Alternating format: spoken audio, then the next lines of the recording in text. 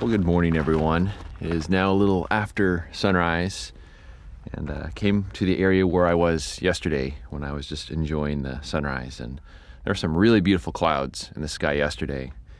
Today there was actually a little bit of clouds. I didn't think that there would be. It looked like it was a pretty blank sky, but sure enough, there were some high clouds that lit up just a little bit. And I actually brought my camera down to the area where I was enjoying the sunrise yesterday. And I didn't think I was actually going to be shooting any photos, so I just wanted to study the composition and see if I can find something that'd work for the coming days. And even though I missed the window for the best light, I still managed to expose a single sheet of PREORDER 100.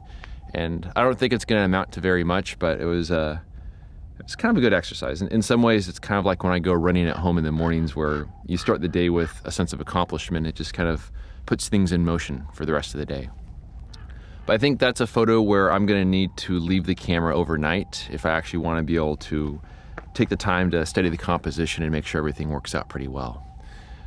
So that'll probably be something that happens in the days to come. But it's also a very windy area, so I'll have to stake down the camera and make sure it doesn't get blown over. So we'll see on that, but definitely feels good to expose a little film.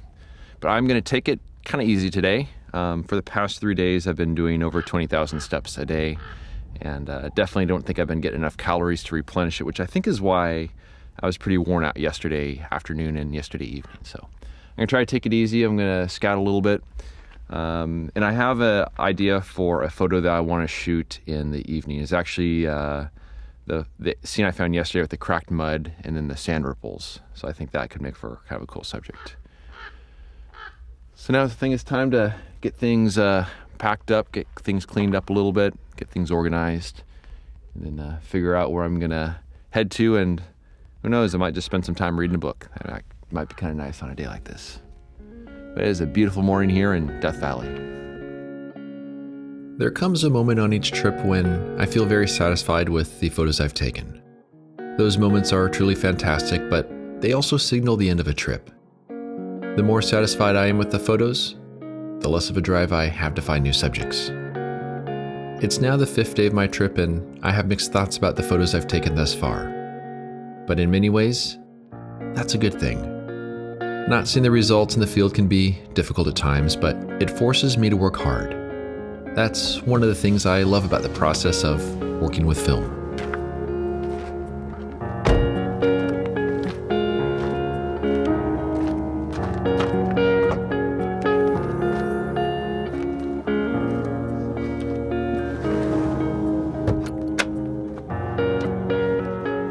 It's been a few hours or so since I recorded that last video. It's going on 1:30 right now, so it's actually been quite a while.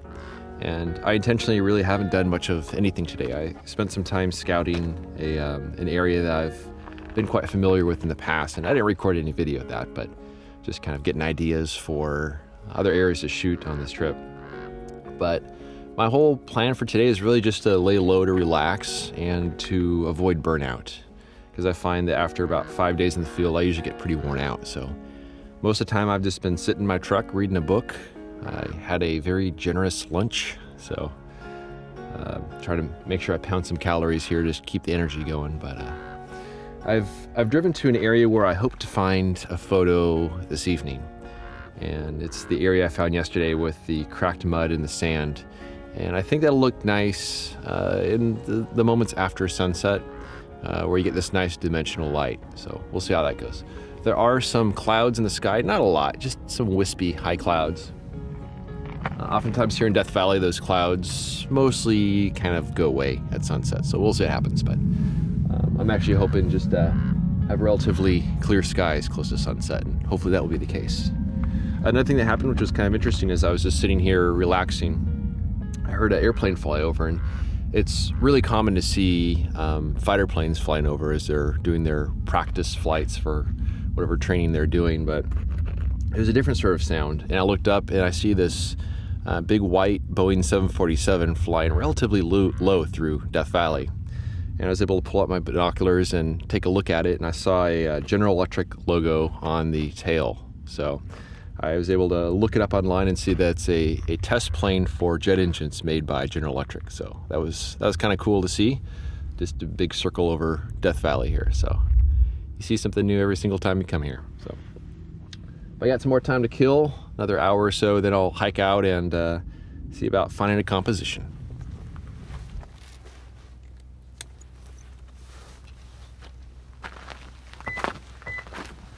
So I packed up all my gear and time to head into the dunes. And I took some pictures of this scene yesterday with my iPhone, just trying to figure out how I was gonna do the composition. It's a very straightforward scene, just some cracked mud and then some sand, but trying to figure out the best way to balance it actually proved to be a little bit of a challenge. So I have some ideas based on the pictures I shot on my iPhone, and hopefully I'll be able to put a composition on the scene. I've got plenty of time. I've got a few hours until sunset, so it'll give me time to get a composition set up and then wander around a little bit and see if anything else stands out for the coming days.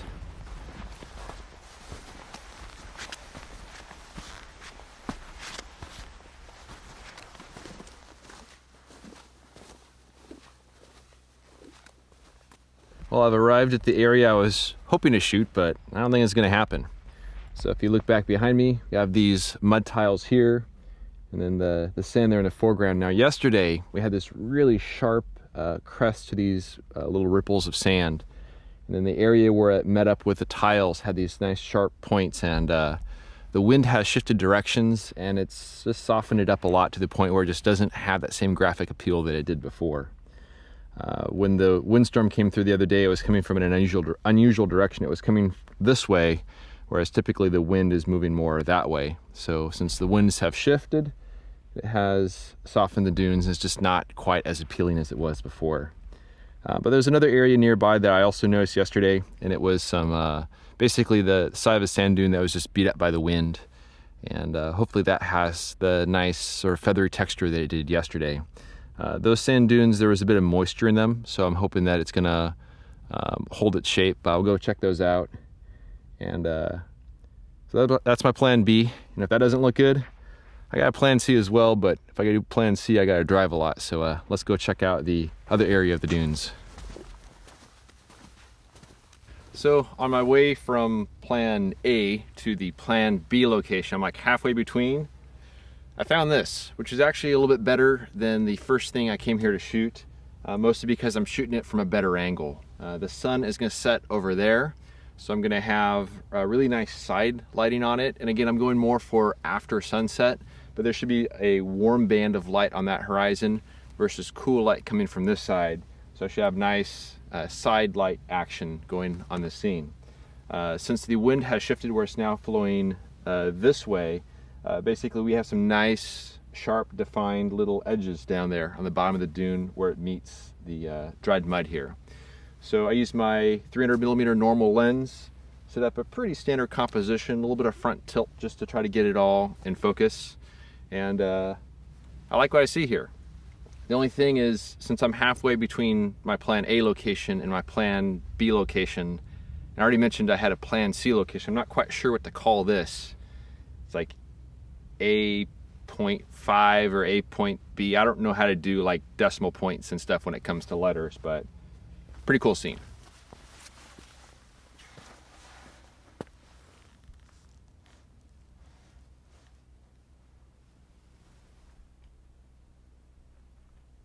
So whenever you're working with a large format camera and you want to photograph a relatively small scene like this, and you want to focus really nice and close on that subject, you have to overextend the bellows. So I'm using a 300mm lens on my camera, which is equivalent to about a 50mm lens on a full frame camera.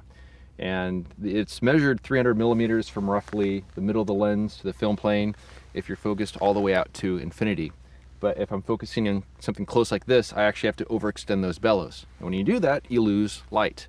And this is something you have to compensate for, otherwise your pictures will turn out quite dark. So for the longest time, what I've done is I've taken a tape measure. I measure the distance between basically the middle of the lens, film plane. You measure that in millimeters. You do a little math compared to the 300mm focal length of the lens, refer to a table, and it tells you what sort of compensation you need to add in order to have a proper exposure. This trip I'm doing something really simple, something different, and something I probably should have been doing for quite a while now. I'm using something called the Quick Disc. I'll have a link to this down below so you can download one for yourself. It was created by a photographer as a simple tool for checking the amount of compensation you need to add. All you do is you take this circle here and you place it on the subject in your frame, and then under the ground glass you use this ruler to measure how big this circle is on the ground glass, and this will tell you exactly how much compensation you need to add. For this scene, it's 1/2 of an f-stop, so I'm gonna dial that in on my light meter to make sure I have a proper exposure. But this is way easier than doing math. It's way easier than carrying a calculator and a tape measure and everything else along those lines as well. And I'm not quite sure why I haven't done this for years and years now, but this is really cool. Well, I've been here for about an hour now. Got my camera all set up there, everything's focused, everything's ready to go. And I'm just waiting for the light.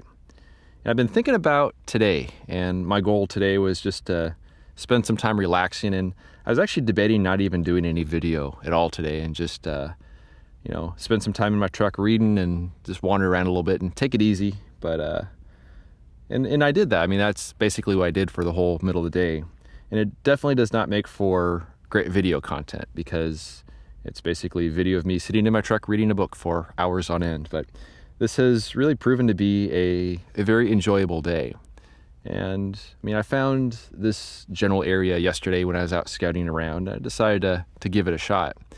But this is the reality of landscape photography. This is really what it's all about. It's those calm, quiet moments of just wandering around, finding something that catches your eye. It's not always going to make for the most exciting of videos, but this is the real experience. So I got another couple hours or so till sunset, and we'll see what happens. There are some high clouds off in the background over there, and they may very well light up, but I specifically was looking for a shot on the ground because it's a little easier for me to shoot, but also I'm just kind of working with the conditions I have, and these shots, I think there's some potential here, so we'll see. But I'm definitely going to enjoy this evening and see what happens with the light. So I just exposed 2 sheets of film, one of ProVia 100, the other of Velvia 50. And the sun is almost dropped back behind the mountains over there. But there's a layer of clouds, and the clouds are lighting up and diffusing the light, so you have this warm, directional, diffused light, and it's kind of cool looking. I didn't want to take a photo when the sun was still really harsh because I think the foreground texture would have been a little too much and the picture would get a little crunchy. But this was a very nice, calm light, and so hopefully both Velvia and ProVia will work pretty well with this light, but we'll see. My next window of light is going to be after the sun has dropped below the horizon all the way. At some point you'll see the earth shadow starting to rise up on the east, and you have this really rich dark blue. And when you get that, I should have some warm light coming from this side, some cooler, more, it's kind of a just bluer light coming from that side, and then that gets a little more dimensionality. But feeling pretty good about this so far. So the sun has now set back behind the mountains, and there's some clouds over there that are lighting up a little bit. Then all the way up the valley over there, you'll see some other clouds over there that are lighting up really nice. And right now I'm just waiting for the earth shadow to start rising in the east, because when I see that, I know that I'm starting to be within the window of some really nice light. It's pretty good light right now, but the time just after sunset, but just before the earth shadow starts to rise, can be a little bit of a grayish light. So I'm definitely looking forward to it cooling down a little bit and having a little more of a warm, cool thing going on. But one of the things I absolutely love about Death Valley is how absolutely silent it can be. So what I'm gonna do is I'm just gonna stand here for a second. I'm not gonna say anything.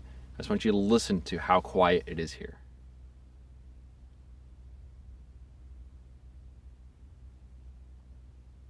Pretty crazy, huh? It makes your ears ring. It's one of the things I love about this place. That and all this cool looking stuff. There's a lot to love. So I want you to check something out. Look back way over there. Absolutely beautiful sunset. If you also look back over here, some really, really crazy colors there. And if I spin you around over here, also some crazy colors. So there's some absolutely beautiful light, literally 360 degrees around me right now. And I'm pointing my camera at the ground. And that might seem frustrating in order to have all this crazy light going on everywhere, but it really isn't. I mean, I'm dialed in for a shot. I'm gonna wait for the light to be at its best. Meanwhile, I am enjoying all of this all around me right now. This is by far the most beautiful sunrise or sunset I've seen on this trip. And I will not have any photos of it. I'll have some photos of this scene here. But this is an absolutely incredible experience out here this evening. Well, that sure worked out well. I was able to expose 2 more sheets of PREORDER 100, and I was just chasing the light. So one of the exposures was about 2 minutes long, and then the other one was about 4 minutes. And as soon as I finished that exposure, my meter was telling me like 15 minutes or something crazy like that. So I shot the last little bit of light that I could. I'll be really curious to see how this all turns out. Because even though I wasn't shooting the beautiful skies all around me, those clouds were providing the light in the shot that I was shooting. So it'll be really interesting to see how it all turns out. But now I'm looking forward to get back to camp, make myself some dinner, load some film, and it sure was a great day. Beautiful day to be in Death Valley. I enjoyed my time out on the dunes that evening. The color in the sky was fantastic, and though it would have been great to photograph the clouds, I'm glad I was able to expose some film on the scene I found. The photos are super sharp and well exposed, but I'm not sure what to think of them. They're not quite what I had in mind, but perhaps I'll need to sit on them for a while. Thanks as always for watching. I look forward to sharing the rest of my trip. If you enjoy this ad-free and clickbait-free content and want to help me live my dream, a voluntary contribution of just $24 a year helps keep my gas tank full and my film freezer stocked. For more information on how to support me and my work, please visit the donation section of my website at benhorn.com/donate. I also have prints in my portfolio box set available on my website. You can find a direct link down below in the show notes. Thanks in advance for your support.